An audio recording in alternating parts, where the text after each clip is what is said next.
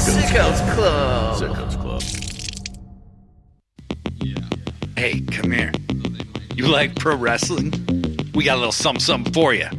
Two fans, 3,000 miles away. We each been watching for more than 30 years. Celebrating the art form, the action, the homoeroticism. We ain't rating matches. We ain't analyzing stories. We ain't experts. We just sit down, shut up, and mark out! Hello, everybody. Once again, it is Blade Daily coming at you with yet another edition of Sit Down, Shut Up, Mark Out, a pro wrestling podcast about pro wrestling. And Joshi G is not here this week, and I really was having troubles finding a guest, and so I'm joined by the toast of the third coast, baby. God damn it. Getting better known than butter and toast. It's me. It's Professor Degree. How you doing, Blade? I've been better. Great to be here. Yeah. I have to say, honestly, this is a shoot from the bottom of my heart. I have actually been wanting to be on this show forever. I'm a fan of the show. I'm really happy to be here. If there were two things that could make it better, one is if Joshi G was on here, and two is if you were not. But whatever, we'll take what we can get. You that is the truth. You were a big supporter of the show in the very beginning, and you were, you sung our praises and stuff. And I was like, this guy is before I knew you. Right. And I was like, this guy's probably pretty cool. And then I met you and I was like, I just wish I liked him. I wish I liked him as a person. You know what I mean? I know. Because you're forced to respect me and maybe admire me, but you don't have to like me. Let's just get a few things fucking straight. Okay. You're on my show. All right. So Brett's not around to bail your ass out. Okay. I will cut you, and we are going to have a nice time. Literally an entire continent away from me. We are going to have a nice time. We're going to talk about AEW and wrestling, modern wrestling, which I want to talk about modern wrestling. Well, here you are, asshole. Here you are. I am a little tired of talking about 1987 pro wrestling, pro graps. I'm not tired of it. No, let me rephrase that. I'm not tired of it. I just want a little more spice and adventure in my life. Yeah, you've created a loop that I'll just be looping over and over and over again on the hard way. So for those of you who don't know, Professor Degree joining me today, also known as Cadillac Margarita. Mm-hmm. I have two names because I'm that fucking cool, Blade. Yeah, he's a guest host. Not a guest host. He's a co-host on The Hard Way with myself and Brett Michelle. If you don't subscribe to that show, I understand because Chad's on it. But I would also say that you should. You should. I mean, I'm a guest host who became a co-host, kind of like I'm almost like the Wheeler Yuta of that show. I'm a lot less arrogant on that show too, but just as unpopular. And just don't ever expect that will happen here, folks. That is my guarantee. This is hopefully the only time you'll ever be on. Anyway, I'm Blade. I'm Blade. Nice to have you here with us today. Oh, could you do something? Could you be like, my professor Degree, like you do for Joshi G? Because that would be cool. No? I'm not going to do that. Whatever. It's fine. Nope. I don't care. All right. I mean, it might have, for somebody else, yeah, for sure. Yeah. You still owe me $15. For? I was just going to see if you would give it to me. Do I really owe you $15? Listen, no. What day does this show drop? Tomorrow. Saturday? Saturday. Yeah. How about if I keep that $15 and we call it my birthday present? Because my birthday's Monday. Oh, wow. Yeah. Well, look at you. Uh-huh. Another ring around the sun. What are we up to? Like 67? Nope, I'll be 49, motherfucker. Wow. I know, 1 year away from 50. It's crazy that we are only separated by like 3.5 years, and yet I am such a better person than you. 700 IQ points. Yeah. Yeah. I don't even know how IQ works. So what did you? Let's talk about Dynamite. Yeah, let's talk about wrestling. Well, why don't we get this shit together? Mm-hmm. We are nearly 5 minutes into this show, sir. And all we've done is talk about me. It's wonderful. And that's exactly what I was hoping to avoid. Really, I was just hoping to avoid you speaking at all if I could help it. But I know. It's only because your previous 2 choices didn't pan out and you're stuck with me now. Yeah, I asked a bunch of other people and they all couldn't do it. And so I asked you. I mean, and you said, thanks for asking me last. And I was like, yeah, duh. Like I said, you wouldn't speak at all if I could choose. Anyway, so Professor Degree, did you watch Collision last week? I did not. No, you know what? I did not watch Collision last week. I did watch Dynamite this week, though. Okay. Like, what are the odds that the 1 week I don't watch Collision is the week you asked me to be on the show? I started watching it and then I got distracted and I never got to finish it. Allow me the opportunity. You'll have very little to say, which is probably great for the listener. I'll find something to talk about. Collision featured a match that when it was announced, the show kind of on the surface, I'll watch it every week, like no matter what happens. But this main event was announced and I was like, wow, I am really excited. The rest of the show felt like a bit of whatever on paper, but lots of AEW shows have felt that way and they deliver. And this one did as well. But we got to the main event where one Mascara Dorada challenged the most wanted Bandito. Your baby boy. My baby boy, my son. Challenged him for the Ring of Honor world title. I got to tell you, like, if you haven't seen this, you have to. I have to fit it in along with the pay-per-view that I have to watch for the hard way this week. But I am going to watch it, don't worry.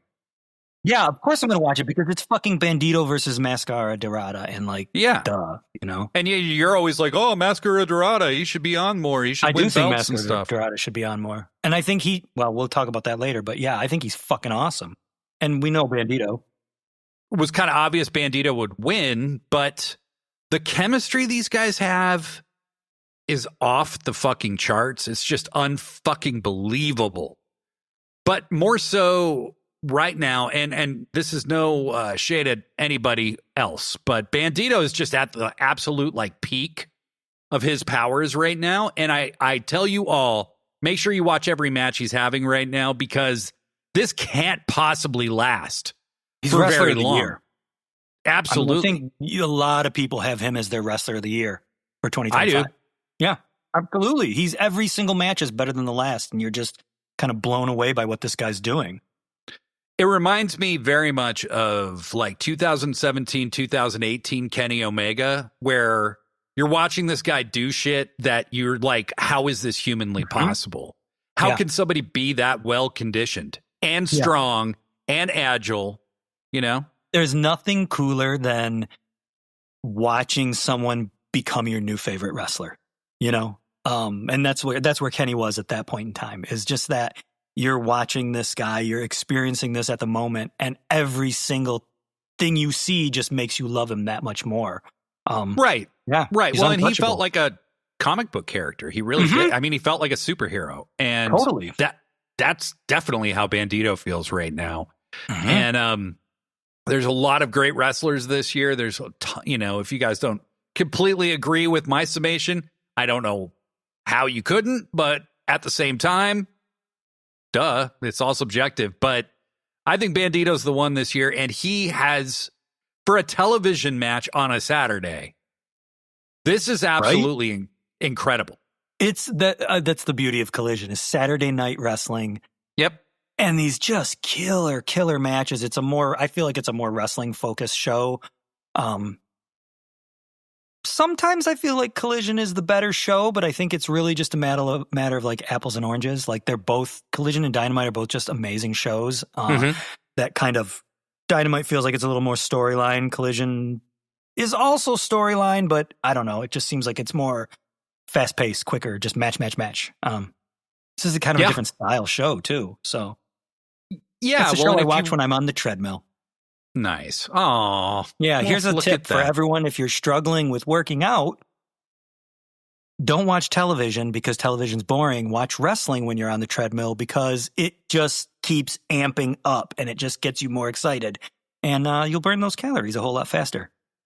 Don't listen to Daft Punk if you are just starting on any kind of cardio routine, because you will move so fast. You will move faster than your body can carry you. Yes.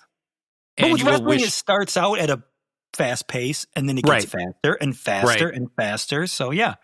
Yeah. There you go. Workout. See, I didn't just come here to talk about wrestling. I also came to talk about workout tips.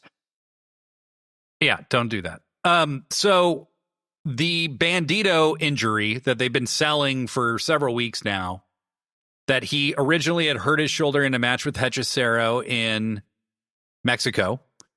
I did. And he's been selling it in every match. You know, they really went hard on it in this match, where the entire commercial break, Bandito's being checked on by, medical people and stuff. And it's obviously a work because Mascara Dorada isn't like showing any real genuine concern for him, but he's also not like, he's not attacking him or anything. He's not acting like a heel. He's going to take advantage of this whenever this guy can get back in the ring. And I liked that element of it too. Like, you have an opportunity to win the Ring of Honor world title, so do it.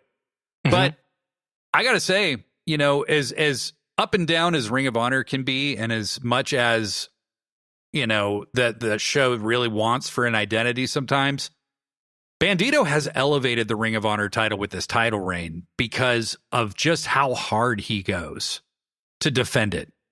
And the quality of the matches are just unfucking believable. And it doesn't hurt that he's one half of the World Tag Team Champs either. Right.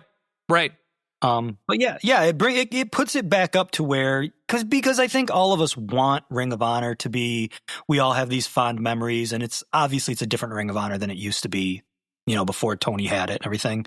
But you want it to be elevated back up to where it was. We want to feel that same way we used to feel. And yeah, he's making that belt mean something. Like, what's this? You always, it's not the belt that makes the man, it's the man that makes the belt, or whatever.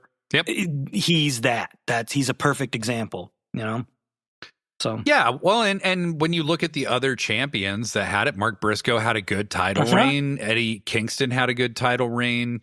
Jericho's title reign. First one was pretty good, and second one was I will defend bad. that first one till the cows come home. But yeah, the second one, not so much. Jericho just couldn't go at that point.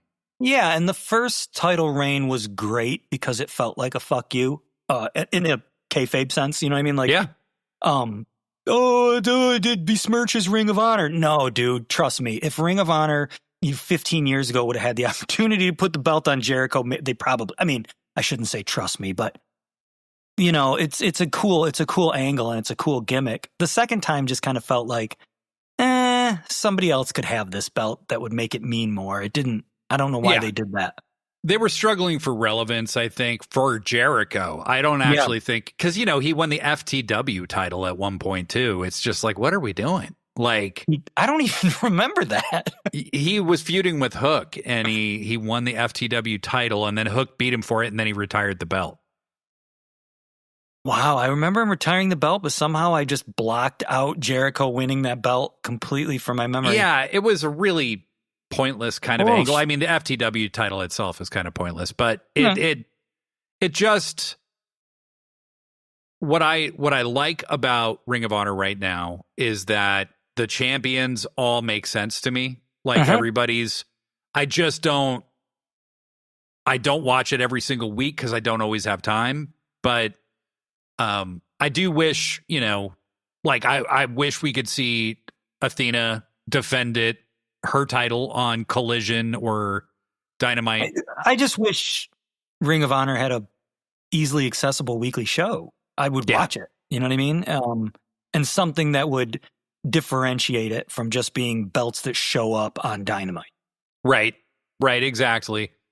And if you're completely naive to Ring of Honor, but you watch AEW, you're like, oh, Bandito's the Ring of Honor champion? Well, that's cool. I mean, so these two go back and forth. You brought this up in a private conversation when I wasn't swearing at you, and you said that Mascara Dorada needs a dual contract if he doesn't have one already. And much as it pains me, I completely agree.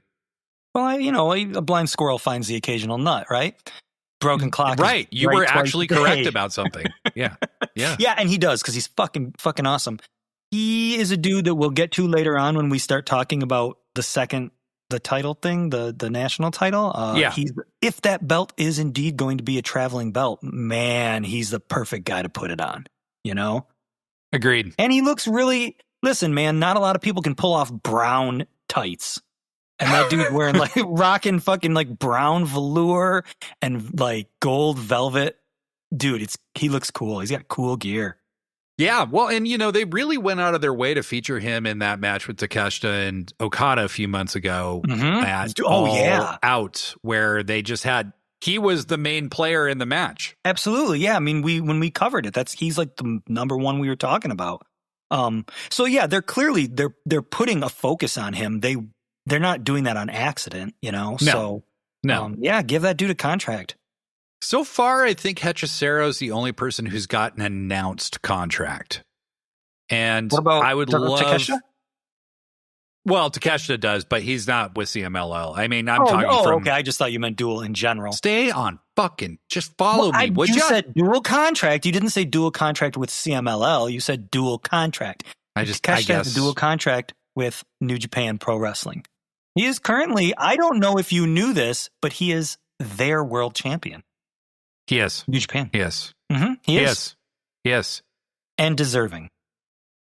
All right. I'm going to hit the music. When we come back, Chad and I are going, or Chadillac, Margarita. Okay. I love how you're we're just going to keep with our, what is it? Nom de plume. I guess that's a writing name, but we're all going to have these fake names and we're never going to use our real names because we don't want to get doxxed or anything like that. And then you proceed to tell my full name every show we're on. My middle name is Edward, in case anyone was wondering. Would you like to know my social security number? Shut up, Durdowski. I was named after my grandfather. Oh. Yeah. He's a nice guy. Oh, I'm sure he was. Is he dead? He is dead, yes. Well, I'm glad he didn't have to see what you've become. Holy shit.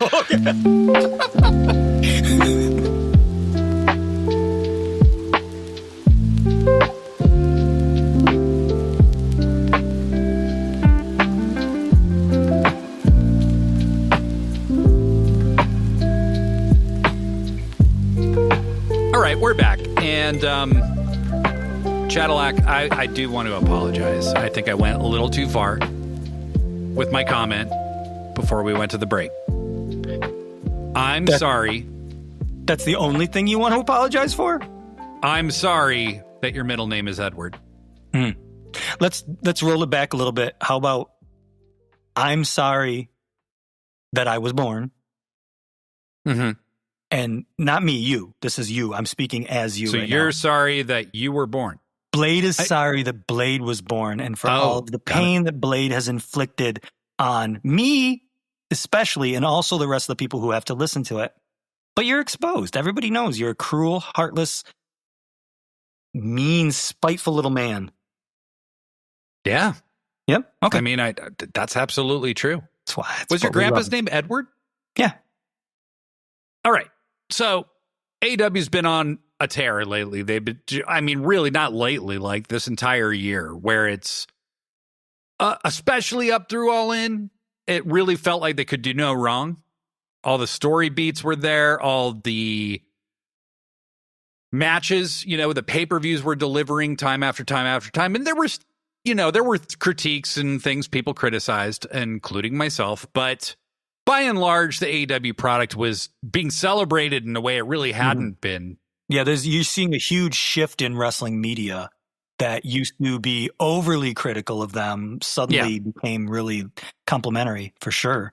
Right. Like they were like, all of a sudden AEW is a lot better. And it's like, it is a lot better, but they would be like, it's good again. And it's like, no, it was always good. It's just, you guys aren't calling it dog shit anymore. That's the only difference. It's what's getting clicked. There were some well-meaning critiques I saw online of a particular thing. Many seemed a bit dismayed that on social media before the show, Tony Khan and Tony Schiavone announced the creation of yet another men's singles title, the AEW National title.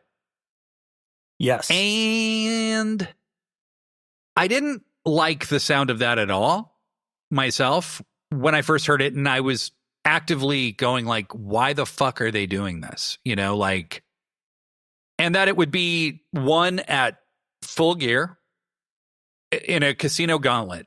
And so I've talked on this show before about the belts not having enough of their own kind of identity. You know, some belts have custom rules. Some belts have kind of, they're associated with a certain type of wrestler, you know, like there's obviously like a hardcore title, but like the Intercontinental title used to be the workers belt. You couldn't have a workers belt in AEW because everybody works. Right. But I'm just like, what identity are they going to give this belt? And I got to say that when they actually finally kind of got to announcing it, it's basically sounds like it's going to be an interpromotional title. And I believe that was the original intention of the All Atlantic title, which became the international title. That was my impression. Is this confirmed? Is this just rumor, or is it confirmed that it's going to be like a interpromotional traveling belt or whatever? Is that, do we know that? They confirmed that it'll be defended all over the world is what they said. And, you know, like I remember when Pac won the international title in the, you know, like the first place he defended it was in the UK. Yep. That's what I always thought the intention of that was. And when they changed the name to international, it made even more sense. Right. Right. But I think WBD at the time was like, we want to keep a belt. We want to keep more belts on the show. Right. And so Tony kind of backed down, and, you know, eventually it resulted in what is now the unified title. And so it's kind of unfortunate that international was already taken, because that really does apply a lot more to a belt that could be defended in Mexico or Japan. But no, we have the national title. But I did like Schiavone and Tony Khan making the point that, hey, the national title has a long history on TBS. It's, you know, and it does. It was a belt that was defended in Georgia on TBS before Crockett, and then after Crockett, it was defended there as well. So, MVP ran down a whole list of champs on Dynamite, which is cool. But it's not, they're not trying to tie it into that lineage. They're just saying it's got the same name, right? Right, exactly. Yeah, I mean, when did they announce it? Because I heard about it like literally as I was turning Dynamite on. I saw something come up about it. It was announced on social media like the hour before, I think. So give or take. Like, I saw somebody share the post and wondered if it was real, because I was just like, what? Like, when they announced it, my first instinct with anything is, ooh, neat, because it's something new and shiny and cool. And then, there is that whole like, well, what do you need another belt for? But then again, immediately corrected with this notion of the traveling title or whatever. Right. AEW National title does have a nice ring to it. It does not make sense if that's what it is. The only thing I don't like about National title is it feels nationalistic. And I kind of I don't want to, I mean, I don't know. I guess you could have a United States title or whatever. Given the current state of the world, saying nationalist doesn't really sound great, you know? So, but no, whatever. That's like a weird little me critique. I don't know. I mean, more belts are cool. The thing is, if it's a turd, they can always just unify it with the unified belt. Right. Or scrap it entirely. I mean, it's happened. I mean, to me, it's like this, it's kind of the controversy is a non-issue. Yeah, you might be getting into having too many belts, but that might just be like, as we were saying off before we were recording, wrestling evolves. Wrestling always changes. And wrestling used to be a thing where you had 2 or 3 belts.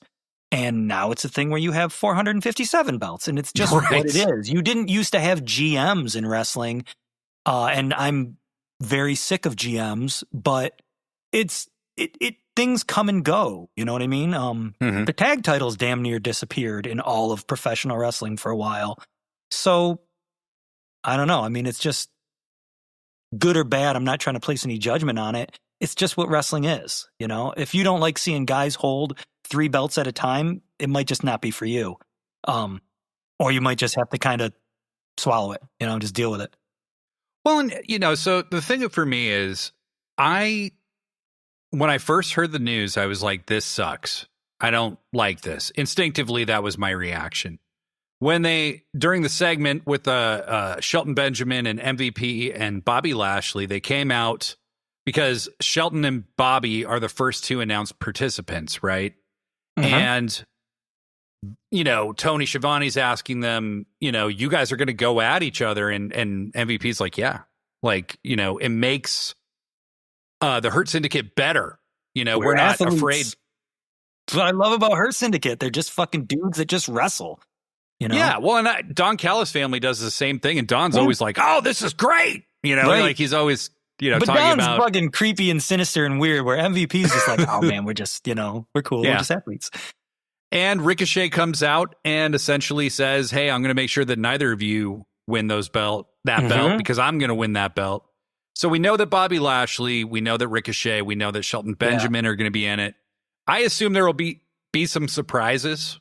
Yeah, and I'll tell you what, that segment elevated that belt for me because those guys, they're just, oh man, they're just so fucking cool. You know, I love Hurt Syndicate. I love Ricochet. I love the feud between those guys. So as soon as they came out and started talking, I'm like, okay, like now I'm excited. Like I want to see, and like you said, who are the surprises going to be? You know? Right. And where are they going to come from? Is Hechicero going to go after it? Is Well, that's where I was suggesting Mascara Dorada, yeah. Right. Mystico, yeah. You know, I mean, we're just talking CMLL, but like, who knows where else people are coming from? Right. I mean, I might go after it. No, they might even get somebody from Ring of Honor. Hey. I would seriously though, you should not go for that belt. Like you're gonna get hurt. You're gonna get hurt so bad. Yeah, you know what? Maybe you should. Why don't you go for that belt? You know, I was just about to say it meant a lot to me that you're kind of concerned about my health, but No. I mean, because I want to do the show and you do the editing and stuff, so I don't want to lose that. Yeah, that's right. You don't want to take on more work. No, I don't even know how. And that's a shoot. Right. I mean, yes, you're an imbecile. You're good for nothing. Maybe not. Essentially. Maybe not that much. The other thing about the national title that kind of stinks is the timing, because you're focusing on your first ever women's world tag team championship. That should be, you shouldn't be taking away from that with another belt. So that's kind of a critique I have, I guess. Mm-hmm. Yeah, I think this felt a little like, hey, could we not do both of these at Full Gear? Because I think presumably the women's tag titles will be decided at Full Gear. I would think so. Unless there's something else special planned, you know, I don't know, like a special episode or something of Dynamite. It should be at the pay-per-view. It really should. Like, it needs to feel significant, you know? And it is significant, yeah. Yeah, it's massively significant. And, you know, outside of this, like, I have very few critiques right now of how AEW is using their women's division because it's so much better. It's great. We're nowhere near parity, and I don't think we will be anytime soon, but I think we are a lot making better use of the women's. It head and shoulders, even if you look at it a year ago, 6 months ago, even, it's head 3 and months shoulders ago above where it was. Yeah. So, yeah, I'm 100% in favor of that. And so it does kind of stink that it's like, now we got another belt. We're going to distract you over here. And it's like, I kind of feel like, yeah, the women's thing should be super focus. Maybe those injuries, like Penelope Ford being injured and then Queen Aminata being injured, maybe that's part of it. Maybe there's a concern there. I don't know. Well, we got a lot to talk about that a little later, but yeah, I think, you know, yes, it's a little unfortunate that there was some timing issues. So there's this big outcry. I don't even know how big it is, but I saw enough of it. Whereas people say, another title, too many titles. Look, if you feel that way, I understand. But I started thinking about it, and what promotion, Cadillac, what promotion has ever had the exact right amount of titles? Almost everyone I can think of had too many. Right. If you look at New Japan right now, and people will immediately point to New York, but I point to New Japan, they have the strong titles that aren't even being defended in America. Which is presumably what the national belt will be then, correct? Right. And you have this entirely separate set of belts that mirror the titles of New Japan to be defended in America. And New Japan is not doing shows in America because of our stupid immigration policies. And so New Japan has like a tag title set. They have a juniors tag division. Correct? Yeah. Yeah, they have a junior tag division. Yeah. Tons of belts. Tons and tons and tons of belts. New Japan has a ridiculous amount of belts. And so AEW, by contrast, is actually not that bad. And then when you look at New York, I did the math on this at one point because of this argument. I actually went and looked at just the main roster belts, counted, and they were slightly ahead. Yeah, I was going to say it's like one or two more, right? Yeah, and AEW has one of the biggest rosters of all time. So there's plenty of belts to go around. And the thing, too, with belts is, you know, sometimes they're in the forefront and sometimes they kind of fade away a little bit. The trios belt is a great example where when you need the trios belt to be the focus, it can be the focus. When you don't, you just kind of dial it back a little bit. It's fine. It's not hurting anyone. And you can do that with this belt too. Don't do it with your world titles, obviously, but. Well, yes. And that really, you know, for me is like, I'd like to see the unified title feel more significant. Not because Okada isn't the right champion.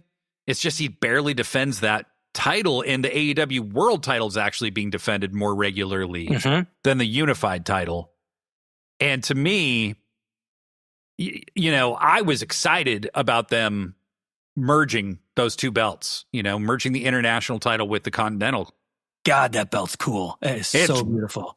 Fucking gorgeous. I love that belt. It's like a seashell kind of. I really love it. It kind of reminds me a bit of the old, you know, V4 New Japan title as well. So I just like to see that defended more. It would be I don't want to say your workhorse belt, because again, that seems kind of redundant or whatever. But like, yeah, I thought that would be, I'm not really sure what I thought it would be, I guess. I don't know. Like you could put the world title where it's not defended as often, and the international could be kind of a focus. I don't know. I mean, a lot of it's just because it's on Okada, and it's like, I mean, maybe that's what it is. It's your big money belt. It's like Okada's it's like a Legends belt in a sense, you know? Who's held it? Well, just Okada, I guess. But I mean, just Okada, yeah. You know, maybe it's like, look, we're not going to promote, the world champ is the main guy, and the international champ is the legend guy. That's your Kenny belt. It's your Okada belt. It's your, I don't know who. I don't know. I'm not really sure. There is a lack of definition with that title. Well, I think so. And I think they've got to put some work into it. And the name Unified doesn't really do a lot to help you establish an identity either. So, So I think, you know, AEW's title picture, is it perfect? No. You know, the TNT title disappears sometimes for a while. Or there's just a reign that's not that significant, like Daniel Garcia's reign was a nightmare. There's a lot of reigns like that, yeah. Yeah. And Jack Perry's reign with it wasn't very significant either. So, I mean, perhaps that's the purpose of the national belt then, is that you kind of have two world champions, and maybe the national can be your intercontinental, you know, your second tier. I don't know. Yeah, well, and then you have as well, like if there's a big show happening in New Japan, you know, like there's, and not like Wrestle Kingdom, like there's Resurgence or there's something like that going on. You send your national champion to go defend the belt on that show. Didn't they announce something today about like the first defense is actually going to be at Ring of Honor? I didn't know. I don't know. I haven't seen that. Is Final Battle coming up? What's their next pay-per-view? Final Battle is coming up, yes. I feel like the first defense of that belt is going to be at Final Battle. Okay. Which, yeah, I mean, that's cool. Interesting. Traveling belt. Yeah. Yeah. I mean, kind of, yeah. I mean, yeah. Well, yeah. But it's kind of hard to talk about it when we don't really know. I mean, it's just brand new. You know what I mean? It's brand new. Everything's just kind of rumor and conjecture here. Right. Well, that's most of wrestling, quote unquote, news. It's also rumored that because the NWA filed a lawsuit against AEW for trying to trademark AEW Shockwave as a show that never happened, that this was some kind of retribution because the NWA's national title is still active. I would just say that would be the greatest gift to the NWA that Tony could possibly give, because nobody cares about the NWA right now. I mean, they just don't. This is the only time I've even heard them in the discussion for a long time. This is the most press they've gotten since Shane Douglas threw the belt in the fucking trash. I mean,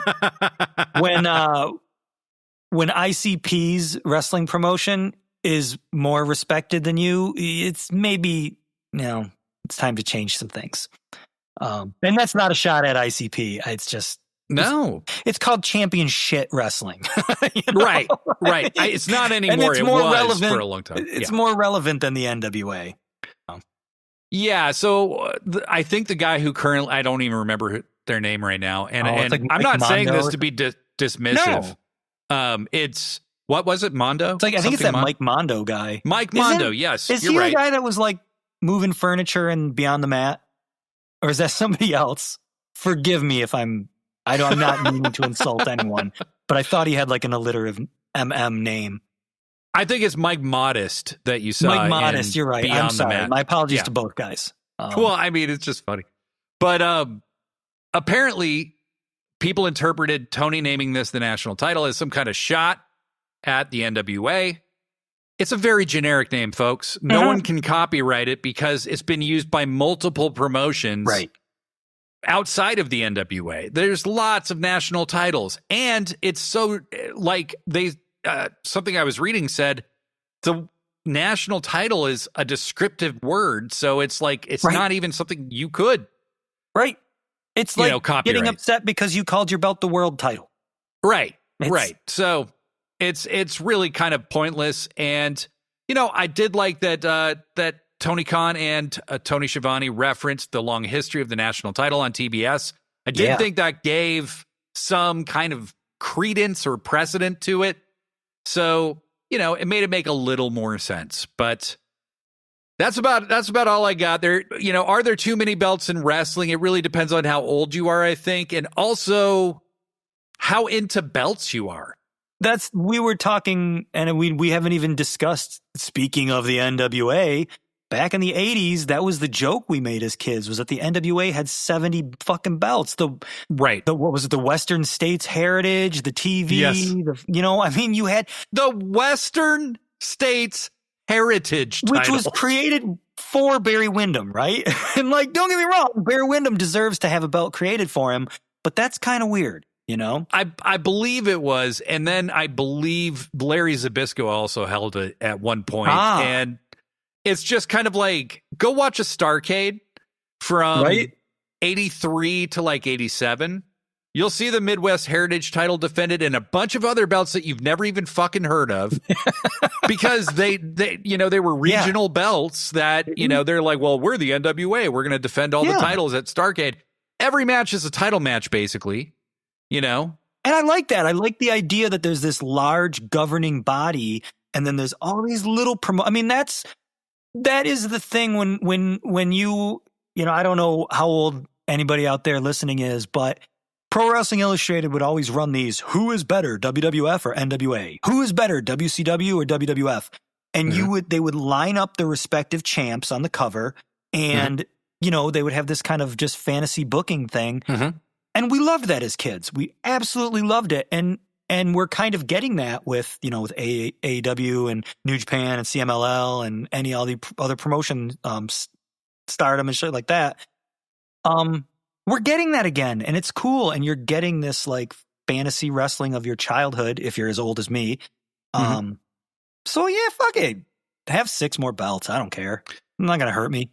You know, I think, to me, I think maybe the thing that limits how people can see the titles sometimes with Tony Khan is he's so precious with all of them. Yeah. Where they barely ever change hands. And that, to me, my sole critique of Tony Khan with belts, because I love that he wants them to be meaningful. Mm-hmm. But if you have a bunch of belts and none of them change hands, that's a little much. And so I think, you know, I like long title reigns. Like when it comes to the world titles and stuff like that. I don't mind hot shotting belts, but I like a nice long. I don't care if you're a 7-time champ. I want to know about that one big reign you had that was so definitive and so cool. And, you know, multiple champs are cool. But if the world title is only going to change hands twice a year, the TNT title could probably change hands like 12 times a year. And that right. That's what I mean is you have certain titles that can change hands more regularly so that there's something to be excited about, right? About the titles. And adding another title is like, well, I hope we're not doing more like extended reigns where people are going to, you know, be champion for a million years. You know, it's just. But if you have enough belts, you know, it feels, I mean, you could still have one change at every pay-per-view and you could still have extended reigns because you've got so many belts. I don't have an answer. Right. But the national title feels like a belt that can change hands more regularly. Yeah. I think the TNT title can change hands more regularly. And pretty much in every other promotion, the trios titles, if they have them, those are considered the quote unquote fun belts, and they change hands constantly. That's what I thought we would be getting with this. Yeah. And I don't think you need to make the trios titles feel super prestigious. You can, but I mean, you also have your tag belts, and you also have 2 sets of trios belts. So one of them could change hands more often, you know? Yeah. I thought the trios belts, and I mean, okay, don't get me wrong. I dogged it when it happened, but like, you know, that's the belt that like Big Josh won, you know, like Big Josh and whoever, Glacier and somebody else, you know what I mean? Terry like, Taylor and Greg Valentine. Yeah. And like, and I mean, I love the Ops, but it's like, well, shit, who the hell can possibly beat the Ops? Who can beat the Elite? Who can beat, I don't know.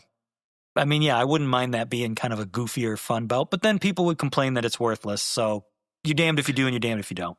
Well, I think if it creates interesting matches, you know, and if it gives somebody something to do when they're not like in a major storyline or something, I would, you know, and what I would do is maybe have more thrown together trios instead of, you know, a dedicated trio that's always together, you know, and, you know, because the division only consists of the champions and 2 other teams, basically. Right. You know or what I mean? One other team sometime. Well, yeah, it's like whoever's feuding and the champ. So yeah, it's kind of, Yeah.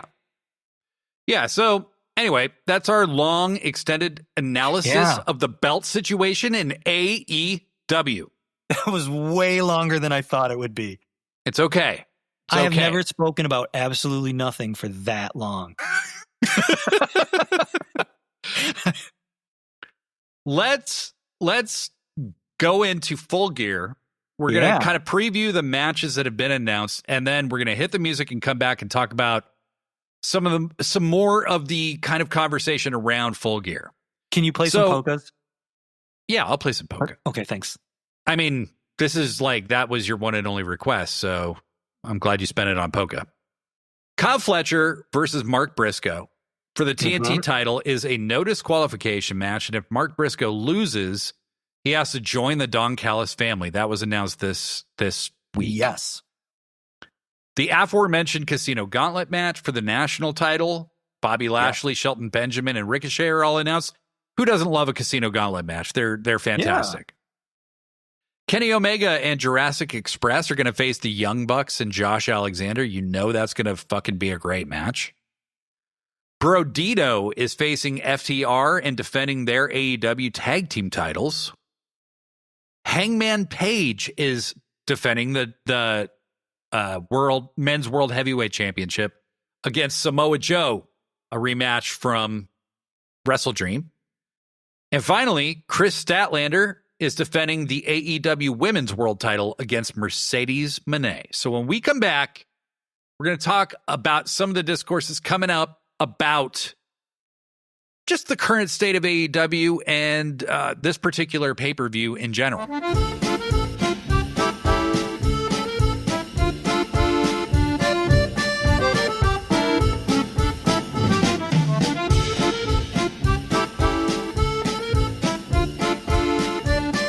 Okay, we're back.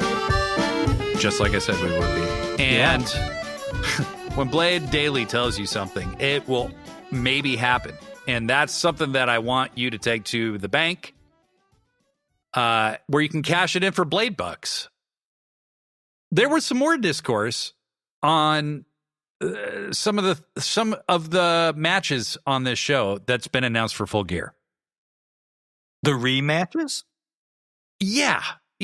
There was a lot of people saying that they felt like this show was very rematch heavy, and they're not wrong, technically. No. However, I think there's a very justifiable reason myself. I think there's a couple justifiable reasons. Yeah, and I also want to be clear, these criticisms either of the belt that we were talking about earlier or of the rematches, these were not criticisms coming from people that I thought were in bad faith at all. They're people who love AEW. The fan base seems a little split right now on a few of these things, and that's okay. That happens, right? AEW is very, very good at listening to fans. If I can throw something, if I can tack something onto the end of that too, I see both sides of the argument, whether you're talking about the belt. I mean, I think that was kind of clear in our discussion, but the rematches, it's like, yeah, like you said, they're not bad faith arguments, and I get it. And I don't even know if I have a fully formed opinion on a lot of it, to be honest. Because you heard me kind of critiquing the Mark Briscoe, Kyle Fletcher thing on our other show, The Hard Way, which if you're not subscribed to, you should go subscribe to it right now because it's a really awesome show, and you get to hear Blade treat me like shit every single week. Just here. It is. What is this? Is this number 6? This is number 6. And I will say this, every single time after like the third match, I was like, do we need to do this again? And every single one of those matches has been excellent. Just absolutely incredible. I think this is going to be a abrupt change in direction for the TNT title, because I very highly believe that Mark Briscoe will win this match. Because I think maybe they just have bigger plans for Kyle Fletcher. That is my opinion. I have no way of knowing. Part of me feels like the notion of Mark Briscoe in the Don Callis family, either as kind of a foil, kind of a comedic foil for them, that's appealing. The idea of Briscoe being forced, the Briscoes they're dirty players. I mean, they fight. They'll fucking hurt you. So the idea of Callis pushing him to be like a hired gun, that's intriguing to me. But ultimately, I think I do agree with you, because I think it just boils down to Fletcher kind of being bigger than that belt, and I think that's what it is. Yeah. And that belt, I mean, it's the TV belt, basically. Let's face it. And that's cool. I love the TV title. I loved it back in the day. And Briscoe is suited for a belt like that, and he's due a belt like that, I think. Yes. And I think I tend to agree with you. Yeah. Well, and a win over Kyle Fletcher at this point is also a big win. It's huge. It's a huge win because Fletcher has come so far so fast, but this is their 6th fucking match in a year. But the thing that's funny is it's like, when the last match happened at the pay-per-view, I was like, ho-hum. And then the match happens, and of course, it's amazing. And like you said, after match 3, you're not as interested. But now, with this added stipulation, well, now I'm interested again. Because like you said, it's going to be like a little reset button. So, well, yeah. And I think that adding no DQ to it and adding that, the stip that if Briscoe loses, he's in the Don Callis family. Yeah. Makes it interesting, because either direction is an interesting play. And I love the idea of these guys have battled 1,000 times. Right. I do a year is a really short time period to battle 1,000 times. You know, that maybe could be spread out over several years, but here we are. Half your roster is injured. So, well, and we're going to get to that. But, you know, I think, of course, it's going to be a great match. I just think it needs to deliver in some measurable way something different and new. And I think the stipulations will help that. But hey, if like, I'm not trying to convince anybody. Like, if this is not something you care to see anymore, that you're entitled to that. This is your pee break. I mean, seriously, like people talk about how long the pay-per-views are. They are very long. Yeah. It is hard to find time to use the restroom. And, you know, you have to. So, yeah, I mean, if you're a little tired of this match, well, then there's your chance, you know? Right. Well, and Wrestle Dream was so good that, there was no pause, you know? No, and it's horrible because it's like, God, like, do I need to like cath myself so that I can don't have to miss these matches? That's what I'm going to start doing. I'm going to start cathing myself. I'm going to get a catheter and I work at a hospital. I might be able to hook that up for you. Oh yeah, that's right. You do. Would you like to know? Now I'm revealing personal things about myself. The other match that I heard some people kind of grumbling about was Samoa Joe and Hangman. And on this one, folks, I got to completely fucking disagree. Yeah, because you don't get to bitch about getting that match again. Shut up. It was an amazing match for one. You know, they had a 20-minute slugfest. Okay, and Joe was treated like the monster that he is. Yep. And that first match really was just to set up this match. No, it wasn't enough. Yeah. The whole point of the first match was to get 2 matches out of this thing. And so they made it just a little bit personal, but it was kind of like, well, after Joe loses, he'll calm down, right? You know, and they'll go back to being buddies. And they fucking swerved us, and no, they will not. And so, you know, they are bitter enemies now. Yeah. We're getting Hangman versus Joe 2. And I happily give my money for that. Like, that's something I don't mind paying for at all. And I also wouldn't mind seeing the title change hands. I love Hangman as a champ. I just adore him. He's awesome. But if you want to hear us talk about Samoa Joe for a really long time, you can listen to our episode on Wrestle Dream. Yeah, that's correct. I love Samoa Joe. And Samoa Joe's he's probably not long for this business. You know what I mean? He's not going to be around a whole lot longer wrestling. So, yeah. I wouldn't care. I think Hangman deserves a nice long title reign, but I wouldn't care if Joe got it for a month. You know what I mean? Some little short blip. That's the only way they could extend this any longer is if Hangman lost. And I don't think he's going to, but I don't really think so. And ultimately, I probably would criticize it if he did. I think the only reason is because I have tickets for World's End. I wouldn't care if I saw this match a third time. Yeah, fair enough. I mean, hey, look, I'd be doing the same thing. But I think, you know, when you really look at it, these guys had a great fucking match. I mean, Hangman just doesn't have bad matches. Really, Joe doesn't either. And AEW has used Joe so differently than he was used elsewhere in major promotions. He's featured like a legend, like a big deal, and like he's still a goddamn monster. Yeah, he's a relevant legend. Yes. And that's what Joe should be at this stage in his career. He should be your elder, you know, Ric Flair or whatever it might be, you know? I mean, he's that guy. It's fucking Samoa Joe. He absolutely Samoa Joe is one of those guys.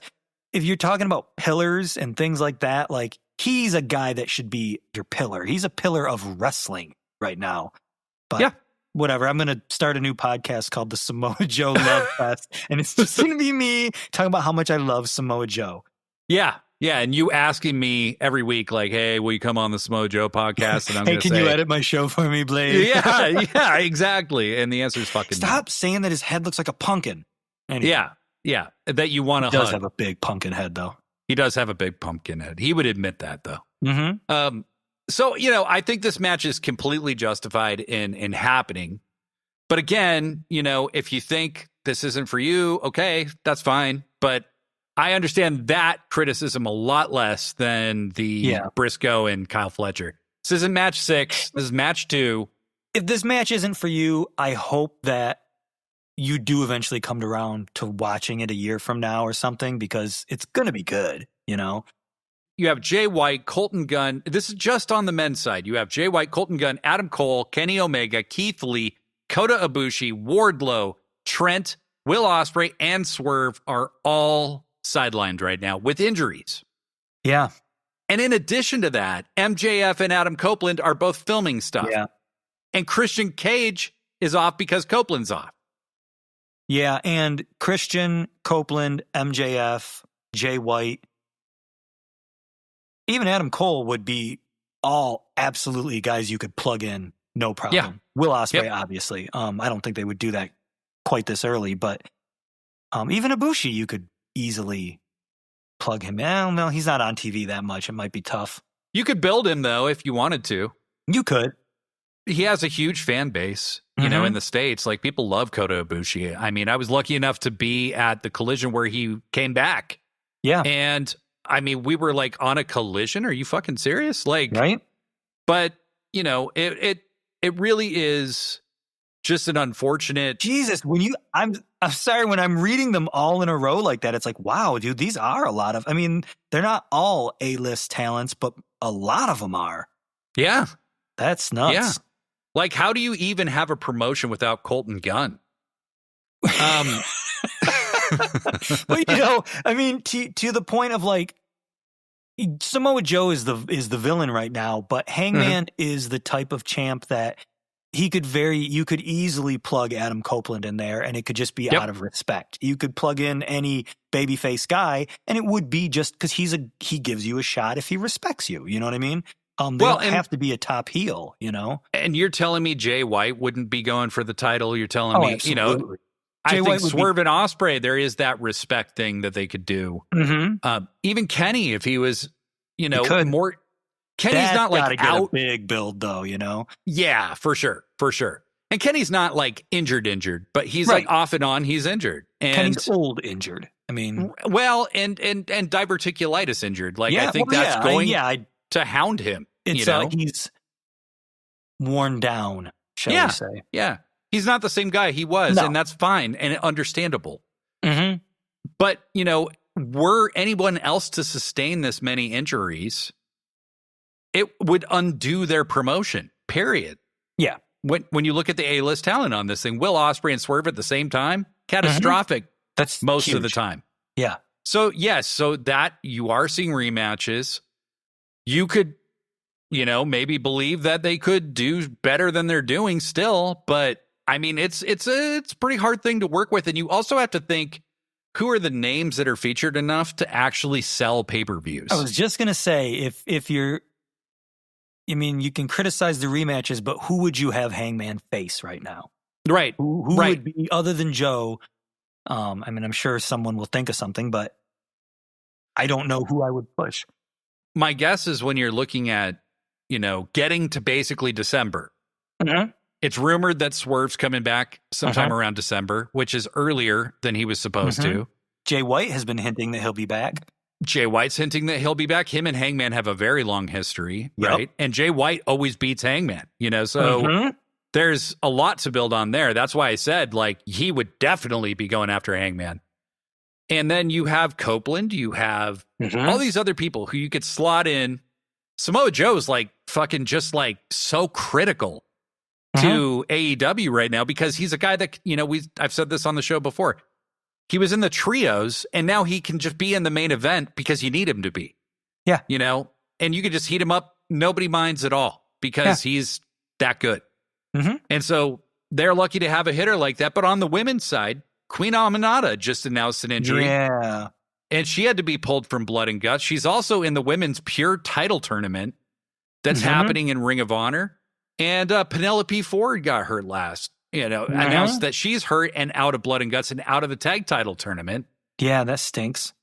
So that's just a shit ton of people. And, once again, many of them are toward the top of their divisions to have out at one time. So Yeah, I think there's definitely a reason to have these rematches, but if you just don't want them and you think they should give you something different, I mean, I'm not going to argue with you. You're entitled to your opinion. And I don't think people are making these criticisms in bad faith.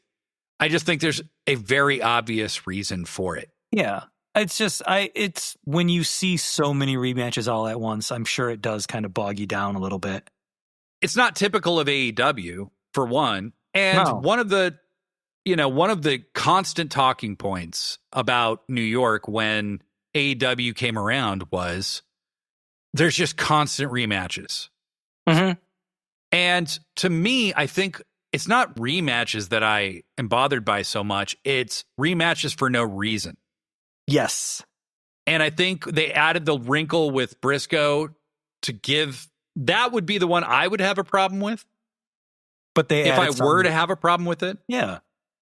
But adding the no DQ, hey, if Briscoe loses, so you're either seeing a title change or a big character adjustment. And I think that's valuable. Yeah. So I have my opinions about how that'll play out, but that's for a prediction show sometime in the future.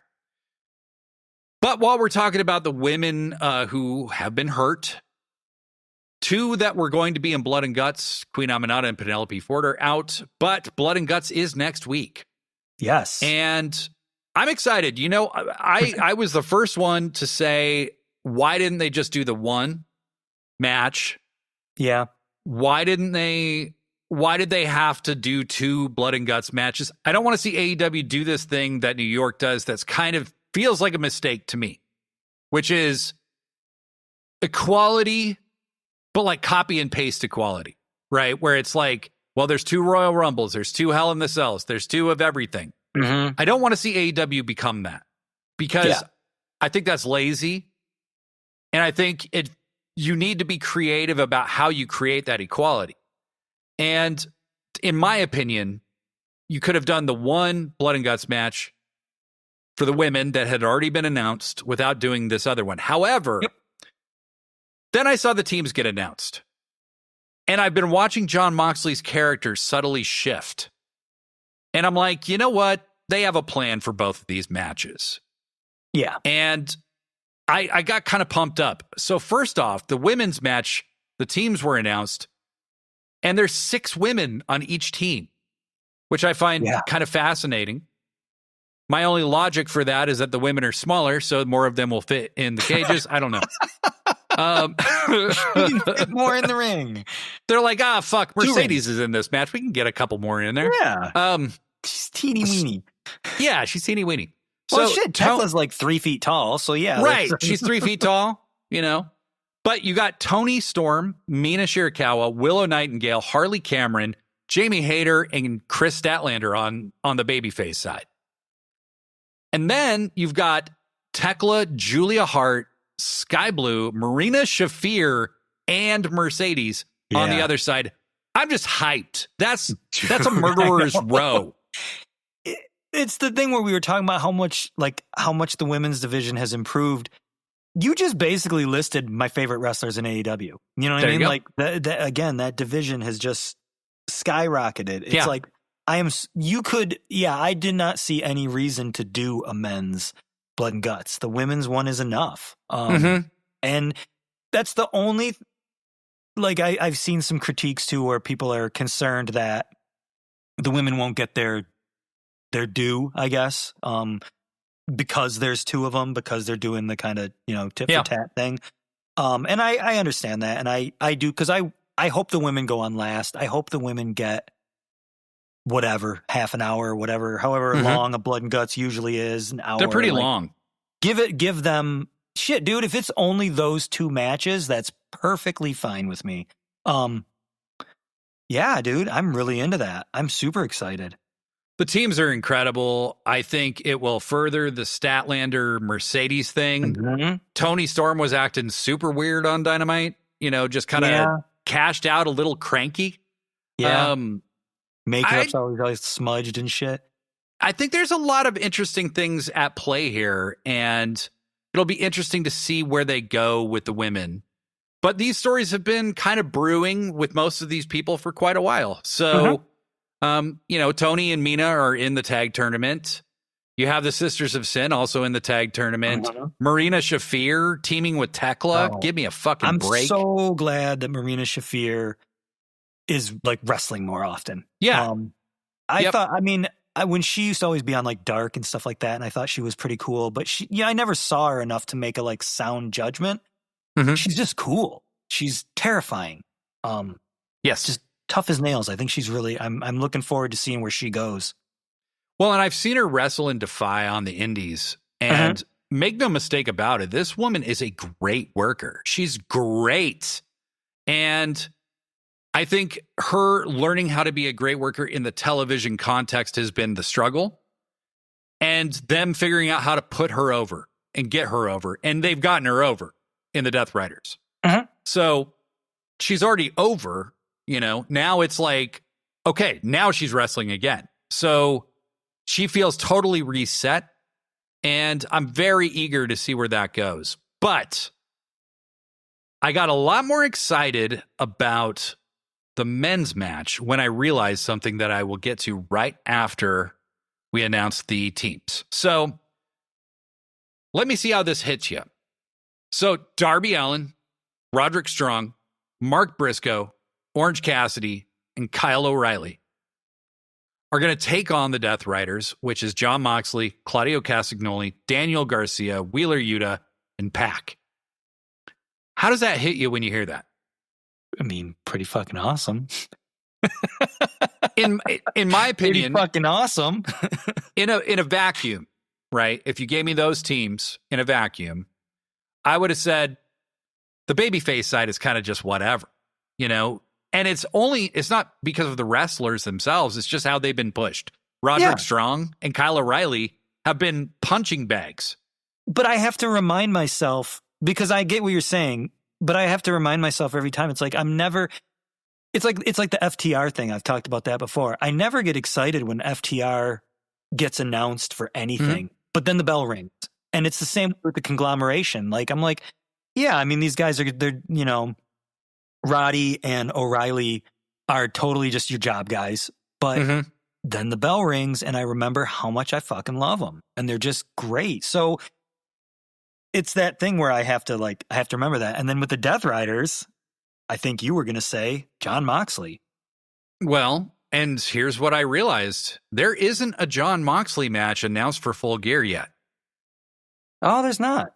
He's always one of the very first people that gets announced. Yeah. Because they know that generates interest. I would argue that Jon Moxley is the biggest star in AEW still. To the average person. Yeah.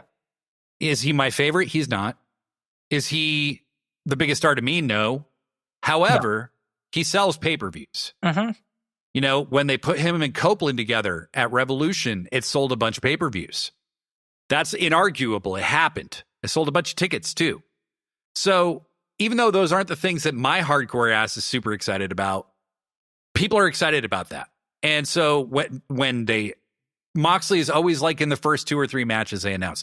They've announced a bunch of matches without Jon Moxley, and that makes me feel like something is happening in this match. It makes me feel like Jon Moxley's going to be facing somebody else from the Death Riders. Or Jon Moxley's going to get bagged at the end of this match. Yeah, maybe Jon Moxley's going to be out. That's a good point. I think there's a very good chance the Death Riders either end after this match and they form another group. Right. Or Jon Moxley's going to get expelled because I think he's going to give up. Yeah, I mean, they did something on Dynamite a week or 2 ago where all the focus was on Garcia, Yuta, and Pac. And Claudio was in the background, and Mox was even farther away in the background. So to your point, I think that's your new team, are those 3, whether it's the Death Riders or not. Right. And yeah, I mean, you've been talking on this show, because I do listen to this show. Thanks, man. About Mox giving up to Darby, Mox quitting, with Hangman, Mox shoving the referee because he doesn't want to quit when he's facing Kyle O'Reilly. Yeah. I mean, if we're going to make a prediction, I think you're dead on. You know, he's probably going to be the guy that quits here. And then Moxley's they're going to kick the shit out of him, and then he's going to have to remember who he is. I want to see the visual of Marina bagging Mox. Yeah. That's what I want to see. Who do you think Claudio sides with? I have no fucking idea. Okay, so like I have no idea how the split will work. Joshi G brought up a great point where she said, okay, well, take Mox out of the Death Riders, right? Who's the one who talks? Who talks? Yeah, who does all the talking for the group? Garcia? I don't know. Yuta? I mean, there isn't somebody really that you can just talk? pivot to if Mox gets taken out of the situation. No, there's not. Also, now I'm terrified that I've been using Kyle Fletcher instead of O'Reilly interchangeably because I've been doing that lately. Oh, that's okay. You've been using my real name all night. And you just used Joshi G's real name. You should beep that out, too. That's definitely edited, so. Yeah. Yeah, who do you shift to? And I mean, I don't know if it was you guys or somebody else that made the point of potentially having Marina be a leader. Right. I mean, I don't. That's where you're going right now. We talked about it. I don't know if it would happen, but I think Marina can just go be a hard ass doing whatever it is she does next. She's over now. You know, when she shows up, people are like, "Oh shit!" But I think it's time for the Death Riders to turn on Mox. He showed weakness. He spared Darby Allin, and because he spared him, he couldn't finish him. You know, it's been leading to this. So I hope I'm correct in saying that. But that actually gave me more momentum for this match, where I think, and I hope this is also the start of a real push for Kyle O'Reilly, because he's fucking great. Yeah. That's where, again, that's what your TNT belt is for. It's for the guy that you're not going to push him to your world title. You're not going to maybe even make him your second best champ or whatever. But like, man, that's why you got a TV belt. That's your belt that you put on people who deserve it, you know? Well, you know, they gave Roderick Strong a brief international title reign, you know, and I think... Yeah, there's no reason Kyle couldn't do something like that. Yeah, why not? And so... You know, I think there's options, and the national title is now around. So, you know, Kyle O'Reilly, do I see him as the world champion? No. But the guy is still pretty young. Maybe I don't see him as the world champion, but do I see him as having possibly the best match every night when he's on? Yeah. I mean, again, you don't get that excited until the bell rings, and then it's like, oh shit, these guys are fucking awesome. Well, and you know, a guy like Jon Moxley picks the guys he really wants to help. Right. And I think he's like, what are we doing with Kyle O'Reilly? We got to, you know. So they've made Kyle look like he could tap John several times. So we'll see where it goes. But I think that is what I love about that dude. Now we're going to wax about Moxley, because I'm in the same boat as you. Moxley is not one of my favorites. He's not the guy I'm tuning in for, but pound for pound, every single piece of that guy's character, his gimmick, the way he is just awesome. I mean, he truly is their ace. He truly is a pillar for them. Nothing but respect for Mox, you know? And like, to your point, it's not just a matter of how he portrays his character or how he wrestles his matches. It's who he helps and who he puts over. And yeah, we just saw him really put Kyle O'Reilly over in a big way. Right. Kind of almost under your nose, where you don't even really realize it's happening, you know? So. Well, and I think, you know, Mox, look, it's just about the character. I think Mox has proven several things in his AEW run. He's one of the greatest promos of this generation. Yeah. He's so good at building his character through promos and through, you know, you understand the ethos of Jon Moxley, whether he tells you what it is or not. And that's a hard thing to do. Yeah. He did a job to Orange Cassidy. Yeah. And you bought it, you know? It's a dude where, I mean, and we've talked about this a million times, the character is the storyline. And Mox is a perfect example of that. Because, you know him. You know what he's going to do when Mox comes out. I mean, I always tell you, I watch it with my son, and it's always, oh, shit, what's Mox going to think about this? What's Mox going to do here? And I don't think he's either one of our favorites, but because he is such a fully realized character, it makes him so compelling. You know? He's a legend. He's made himself one of the greatest of all time. And I have to say that no matter where I would put him on my list, you know, he's incredible. Jon Moxley's been so great for AEW. It's a weird thing where, he's not in my top 5 or whatever. Right, right. But you know, he belongs somewhere in that conversation. Yeah. I mean, he might not be on my Mount Rushmore, but he deserves to be on the Mount Rushmore, you know? Yeah. Yeah, exactly. Like the wrestling one and the real one. You could and the real one. You could get rid of like George Washington and just put Jon Moxley up there. Madison's on there or something, isn't he? Yeah, I mean, fuck that. who Jon even knows Moxley. about that guy? Yeah. So, lastly, about the Blood and Guts, I've really liked the matches that they have to earn the advantage. Oh, me too. Because it makes it feel like a sport. Yeah, exactly. Like the heels don't just win a coin toss every time somehow.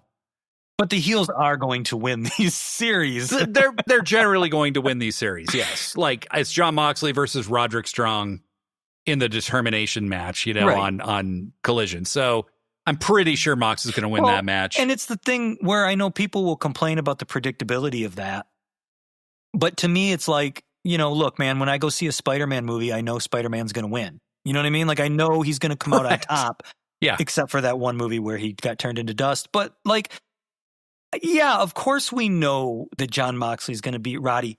It's how you get there. It's how you tell that story. It's the steps you take. So, right. Yeah, that's, and again, I think that's going to build, like you're saying, Moxley's whole confidence issue. Yeah. And his crisis, I think that he's going to experience. And that's the last thing about Mox I did want to say is the guy, he and the Young Bucks and Mercedes and a number of other people have shown that, like, to be one of the most compelling characters doesn't mean you win all the time. Hangman did this for a year. Mm-hmm. Where you saw Hangman lose in all kinds of matches, you know he should have been winning. To the point that it was getting concerning. Yeah, right. And people were like, you're not focused. You're not, you know, you're so obsessed with vengeance. But Moxley has a reason to feel the way he does, too. He's questioning if he's correct. He's not the man he thought he was, right? There's a lot going on in that guy's head right now. And so it makes sense why he's not focused and why he's losing his eye on the prize.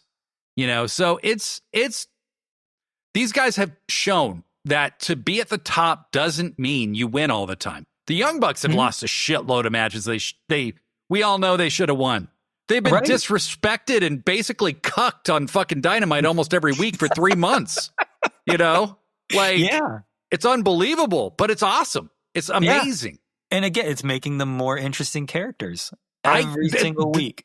They're going to end up as baby faces, and it'll be the first time where I've ever liked them as baby faces. So yeah, probably. The Bucks are meant to be heels. I've always believed that. But they have actually, like, had to purify their souls by being humbled in such a massive way. That was so entertaining to get through. You have the convergence of that, Hangman and Kenny. I mean, you're going to get this elite reunion, and it's going to be so cool, you know? Well, and all of them, in my opinion, and this is, you know, the only bit of fantasy booking we're doing on the show is right here. So Takeshita's definitely going to get turned on by the Callis family. The Bucks are tied in. Are you talking about at the pay-per-view, or are you just talking about just in the future in general? Yeah, yeah. You know, Takeshi's going to have a babyface run. Oh, yeah. Kenny Omega is never finished with the Don Callis family. Doesn't look like it. The Young Bucks are entangled with the Don Callis family currently. Oh, yeah. Hangman Page could easily be entangled with the Don Callis family. Has history with Kenny. Tons. He considers him his mentor. Yeah, and then he beat him, what was it, 2 times in a week or whatever? Yeah. Last year, was it? In a tag match and in a singles match. Yeah. Yeah. And so... Oh, yeah. Takeshita could be in the Elite and take Okada's place. Yeah, I wasn't even putting Takeshita in there, but you're totally right. So you could have an Elite with Hangman, Kenny, Takeshita, and the Bucks. Uh-huh. Give me that all fucking day with the Elite committed to just getting Takeshita over. like as a babyface. Because also he was an extremely charismatic and fun babyface when he was. He was, yeah. So what made his heel turn so good is like him?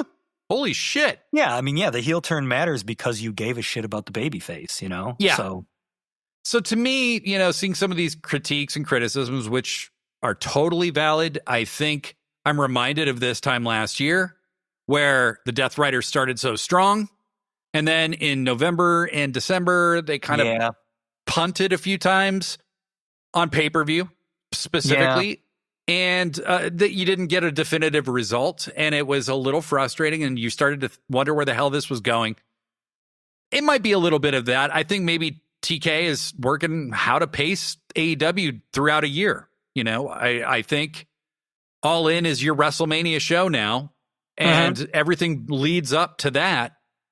So how do you create the most intrigue for that? And, you know, if you're trying to sell Wembley, which they are again next year. Yeah. This guy has a plan. We're just in a bit of a lull with a few things. Yeah, I heard someone describe this time of year. I mean, well, like you're saying, it was kind of a lull last year. And is there something going on? I don't follow non-predetermined sports. So it's football season. Right. So, I mean, and he owns the Jaguars or whatever, right? So, I mean, is his focus, like people have said, oh, Tony's focus is over here, but he doesn't really seem like he ever takes his focus off AEW. So I don't know if I buy that. Also, Tony's jobs in sports don't have an off season. They're constant. He's doing all of his jobs all the time. Like he's an analytics guy, so he's always working. Like it's not like there's an off season where he's on vacation from the Jags. You know what I mean? Right. Yeah. He's still working with it. So I don't necessarily buy that. It just, yeah, like I think you're right. I think he's trying to figure out how do we pace. Now we've got our big one, our Starcade. How do we pace it to hit that? Yeah. And how do with we half the roster injured? Right. With half the roster injured and half the main event injured, you know, and how do we pace this so that things feel even, you know, and then you have a bunch of injuries that occur kind of at the same time, you know? So we'll get there. But I'm at a point now where any time I have been, and I don't want to sound like a fucking shill for AEW, even though I have for the past hour and 45 minutes, I'm at a point where I don't automatically jump to, I just, because every time I have done that in the past, he has proven me a fool, and it's always worked out, and it's always turned out cool in the end. So yeah, there might be a lull here and there. There might be a few more rematches than you necessarily want. Take a break if you need to. Give it time. Come back because it's going to be good again. I don't doubt that at this point. I have faith. Yeah, and to me, it's not even bad. It's just not as like you're saying, it's not for everybody right now, you know? Right. And I would just say, you know, All In proved to me Tony Khan knows what the fuck he's doing with stories. Yeah. Yep. It's one of the best shows I've ever seen. Satisfying on every level. It was the stories, it was the matches, it was all of it. And the build was perfect. So Tony Khan knows what the fuck he's doing. And so I am giving him a much longer leash as far as like my fandom and what I think is happening. You know, if you listen to early episodes of this show, Tony had some down times where some of the stories didn't, you know, we had gone through that Better Than You Baby stuff and all of that. That didn't really resonate with me. I like some of it, but yeah, I oddly like really enjoyed it. Every big company-wide story that AEW had attempted the years before this Death Riders thing, a couple of them anyway, just hadn't quite worked out since Kenny and Hangman, you know? So like... And even Death Riders started out a little... we weren't sure about it. Well, because you have to pace it, right? And so there's going to be these lags in the story because you have to get 8 months of content out of it. So, Degree, I'm gonna say something, and I don't want you to tell anybody. This wasn't the worst hour 40 minutes of my life. No, not the very worst. Yeah, no. Like I've had people die in my life. That was worse. I have too. I mean, it wasn't good. Enjoy. I didn't have a bad time. Let's just, you know what? Let's leave it there. That's what I'm comfortable with. All right. But thank you all for joining us. For joining me, your regular host, I Blade Daily, and my co-host.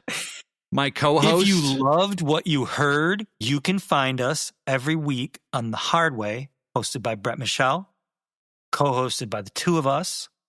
It's a little bit of a buffer there, so maybe it's a little easier it's more palatable.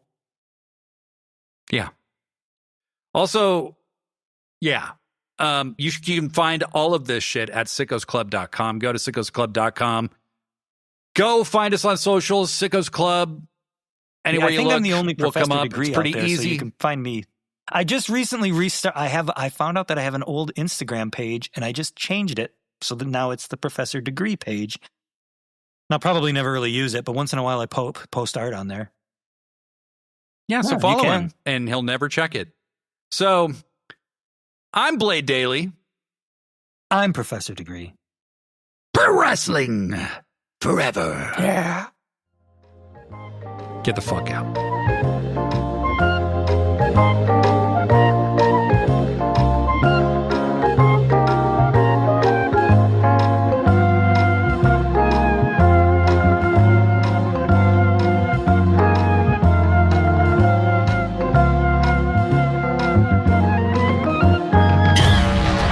Sickos Club. I had this coworker, and I fucking hurt my back at work one time, or just hurt it outside of work. I don't know.